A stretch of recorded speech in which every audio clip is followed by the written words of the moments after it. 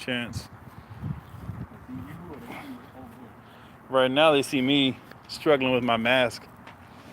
Is what I'm showing to the world right now. Somebody watching though. One person on. All right. What's up? Thank you for being here. Give me your city and your state while I have a malfunction with my mask over here. I'm gonna pass this off real quick to Mr. Johnson. If you'll hold it here and just keep it on me. Thank you. Ugh. It's terrible. All right. There we go. Good COVID safety there. All right, guys. First off, thank you all for being here. We broke 10,000 subscribers, and I'm looking forward to producing more content, more consistently, and of higher quality. So, to start everything off, I wanted to share with you guys what we've been working on here at Street Forge Armory. So, if you didn't know, apart from being the president of the Historical African Martial Arts Association and the founder of Guild of the Silent Sword, I'm also co-creator, founder, partner, one half of the wrecking crew called Street Forge Armory. And so what we do is we make training weapons. We started off making them out of plastic and eventually went into aluminum and hardwood, and now we're making steel and bronze and all that kind of stuff. So what I wanted to do is show you guys our latest. It's a custom order. It's a steel Khopesh. It's two-handed and it's dangerous. Okay, so I'm gonna turn this over to my partner real quick so you can see what we got going on here. Introduce yourself, sir. How you doing? Jeffrey Dashay Johnson, Street Forge Armory, two-handed Khopesh. Okay. Are we getting like metallurgy specific, or we just saying it's a steel Khopesh? You can tell them what type of steel. Okay, this is 012 steel, and so the metallurgists are probably going to lose their freaking stuff and bombard us with the whole 01 is not a good steel to make, blah blah blah, and yada yada yada yada yada. Then the mystical arts people are probably going to be like, 012 steel is not organic. It's an alloy, blah blah blah, and they'll probably agree with the metallurgists that we shouldn't make a sword out of it. But we don't believe in doing what other people say. You are live, I will remind you. That's why I'm not cursing. So we made a two-handed Khopesh out of 012 steel, and it never works when it's time for it to work, but. Yep. I'm scared because it's sharp. So I don't want to hear anything about 012 steel not being able to be a great sword. It's not a good material to make a sword out of, Doug. But does it cut, Doug?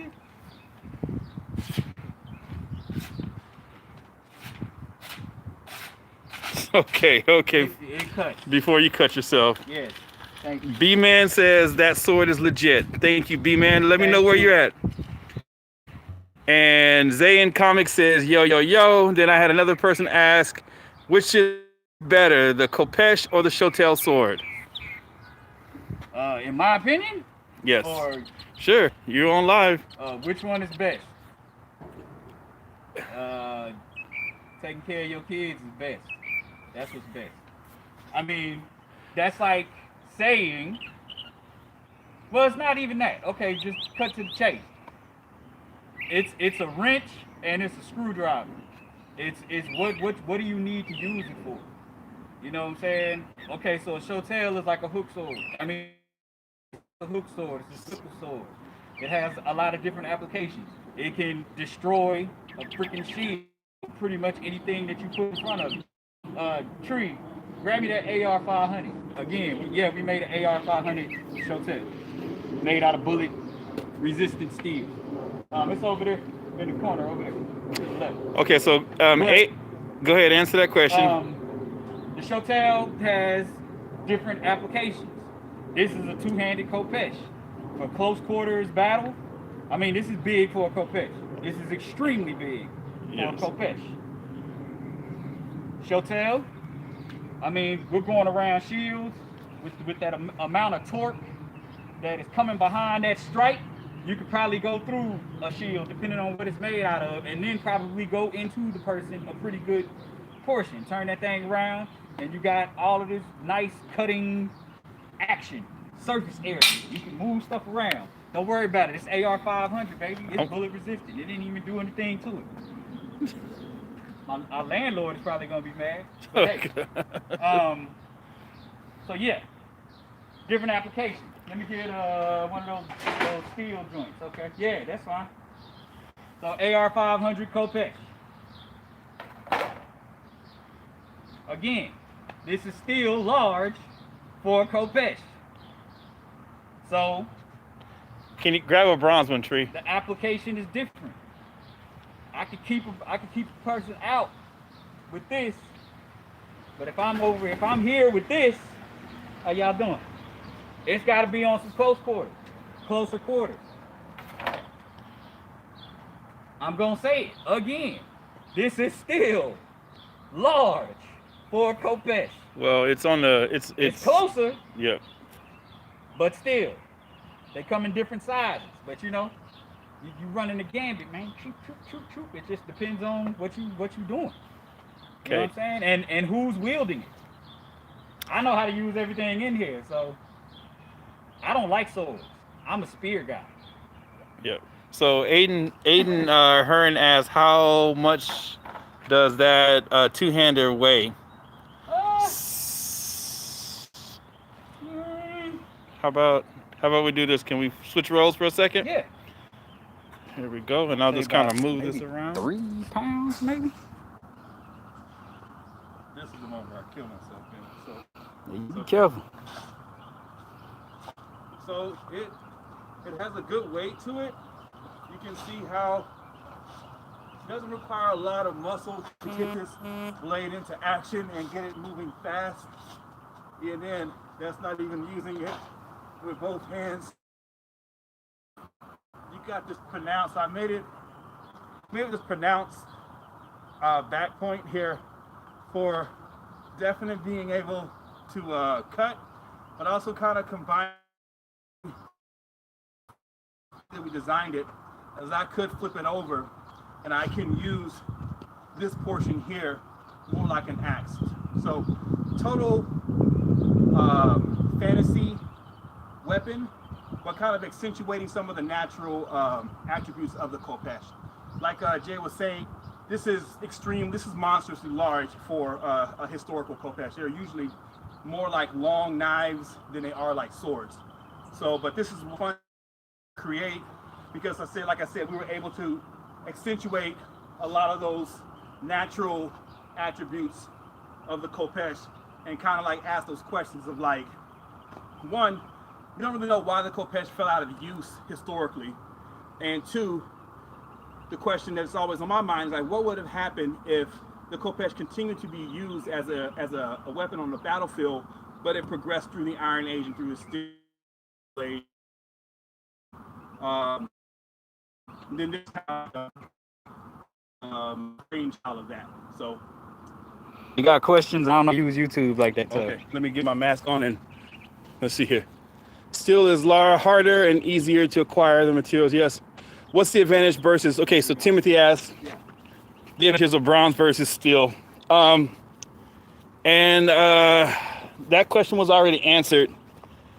The issue with bronze. Sorry, there we go. Sorry, guys. You can tell I'm a rookie. So the thing with bronze is that it's an alloy that, of copper and tin. Sorry, I'm reading right now. It's an alloy of copper and tin since copper is a very malleable metal, it's also very soft. It's very soft. So adding the tin to it allows it to be hardened and you can make better tools. So steel is like, there's no comparison. It's like you can make a stronger, more durable weapon out of steel than bronze. So steel would definitely be preferred. Bronze was what they had at the time. That was the height of the fight technology at the time. but there's really no comparison between the two because still this offers too many advantages over bronze. You know what? If I would have had that Khopesh, our Khopesh, and Paul made a wonderful Khopesh for me for Forged in Fire. But if I would have brought that to Forged in Fire, I'm pretty sure I'd be, that fish would be gone for certain. Fish would be done. Maybe next time around I can bring something like that out. Whew, okay. All right, any other questions? Any more comments, guys? Thank you guys again for being here. Oh, check it out. Please go to my, go to the post, and I post a flyer for an event that I'm partnering with Jay Jasper Pugoy. I probably hope I'm not butchering that, but it's going to be a seminar that we're going to be hosting on the 27th of February and the 6th of March. It's going to be Filipino martial arts and African martial arts together. So we'll be going over sticks, edge weapons, footwork, striking arts, as well as sweeping and leg kicking and all that kind of stuff. So if you guys want to get a really, I think probably one of the first of its kind, a blending of Filipino martial arts and Afro-diasporic fighting arts, go to the post. I posted it, I believe, last night, and you can get some more information about that. Also, please like, please subscribe, mash notifications. I'm going to start posting more videos more frequently, and being more involved in connecting with you guys. All right. Cool. All right. I'm gonna go ahead and sign out unless there's anything else you guys want to. Okay, got a question from Zaire Johnson. What brought you to this craft? Well, so as a young person, was always into building, into martial arts, into weaponry. But of course, there was never anything that was really representative of like my history and, culture and whatever else. So that's one thing, just kind of being into that stuff. So when we started, me and my friends, my training partners and comrades in arms, we started training together. This was, 20 years ago. We were using like weapons like from different systems. We were doing like shinai and sticks and stuff like that. And when we started to kind of formulate this idea of like researching historical African martial arts, we went naturally to see what other people were making, and no one was making any weapons no one was making African weapons at all. They were all either from Asia or from Europe. And trying to find a source for weapons for us and not being able to afford the cost, we decided to go ahead and start making them ourselves. So we got some HDPE plastic, and then I cut out some shapes. The first actual training sword that I made out of plastic was a Nimsha and a Membele, and I cut those out with an angle grinder, and it was rough and ready, but that was like broke the floodgates for us. Boop. You can keep talking. I'm gonna move this thing around. Okay. Well. Thank you, B-Man. We're definitely trying to keep it all alive. It makes it a lot easier when you guys are with us and stuff. So we definitely appreciate you being here. This man doesn't want to let this thing go. We got to pack it up and get it to his new home. I want to make something else and keep this for myself. Yeah, I bet you do, Mr. I'm a spear person. I'm not a sword person. Yeah.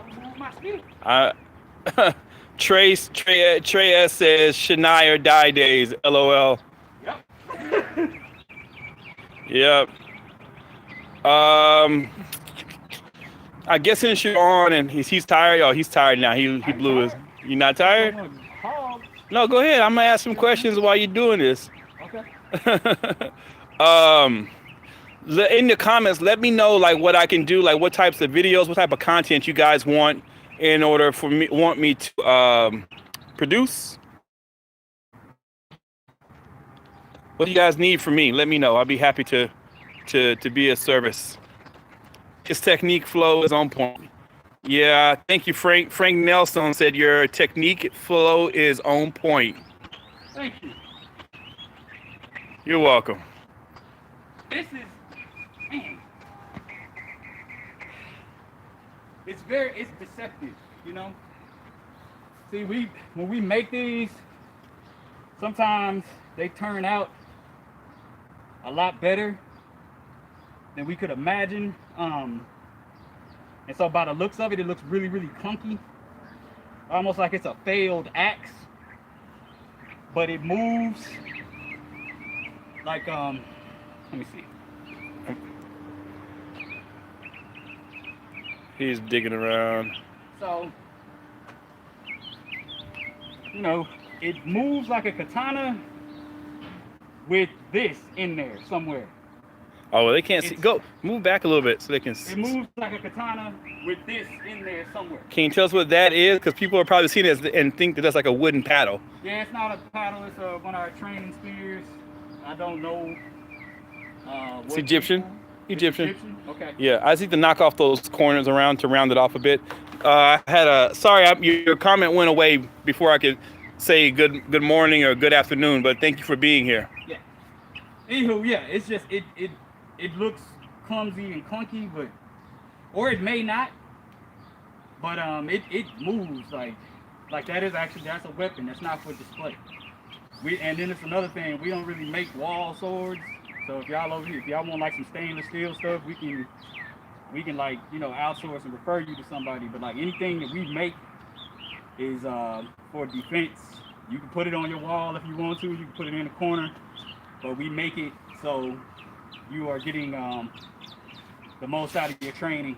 And if you ever need to use it for, you know, an alternative to protecting yourself with a gun or your hands or whatever, then you'll be able to use that for that. But yeah, that thing moves in the right hands. Yeah, that's the wrong house to go in. B-Man said, I would like to learn more about less common traditional African weapons. Okay, I'm gonna flip this back around. Jeremiah Wills said, definitely trying to buy one if I can afford it. We'll work with you. I'm gonna turn it back around to me. Sorry, I have my mask off because I'm away from people. All right. Okay, I'm away from folks, so my mask off, guys. But definitely COVID time practice, social distancing to be safe. Sword and shield. That's Z. You want to see more sword and shield work? Yep, we are working on getting some more training shields out so we can do more of that stuff. Okay, here he comes again. He's on fire right now, guys. It goes hard. It goes so hard. Okay, now he has the Egyptian shield from the New Kingdom. This is your area. Okay, he's passing it off to me, even though I might be tired. Hey man, I'm not trying to hear that shit. I mean stuff.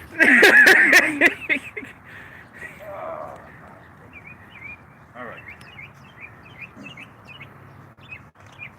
Yeah, so like what even though this is very large, I can still. There we go. Live. Sorry, we was off for a second. Go ahead. This is better actually because of the handle traps your hand right here. Yeah. You get that extra reach. Makes a little less. So this weapon design went from being like speculative in our assumptions about functionality to like us like bringing it into real life. And yeah, I gotta take back some of the stuff I said about the two-handed Khopesh. It ain't no joke. Nah. It's not a joke. I actually think taking that back, I think I like the holding it a little further up here because you get that kind of that it almost, it's not like a katana.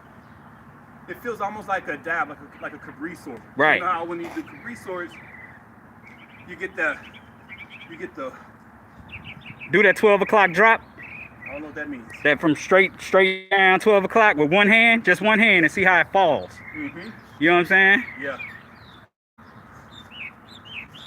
Yeah. That tip, just by this rolling motion. I'm gonna cut my hair off. Yeah. And then you got two hands. if you needed to. Switching hands. Yep. That it's all business. That weapon right there is all business. It's all business. Nobody's playing. There's reset is not in session. If it comes out, it is not.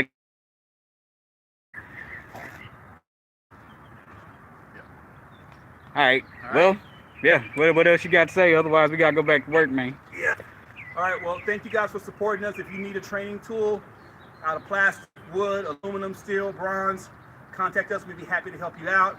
Thank you guys for supporting me over the years, for your subscriptions. I appreciate reaching that 1,000 goal. Let me know what I can do to make the channel better and how I can serve. Please better. spread the word. Please spread the word. All right.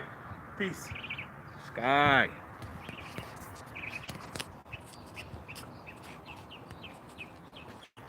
I don't know how to stop this thing. I don't know. Probably giving people vertigo right now. Probably are. Here, why don't you grab this so I can use my hands? All right. We make swords. We don't do lives. I know.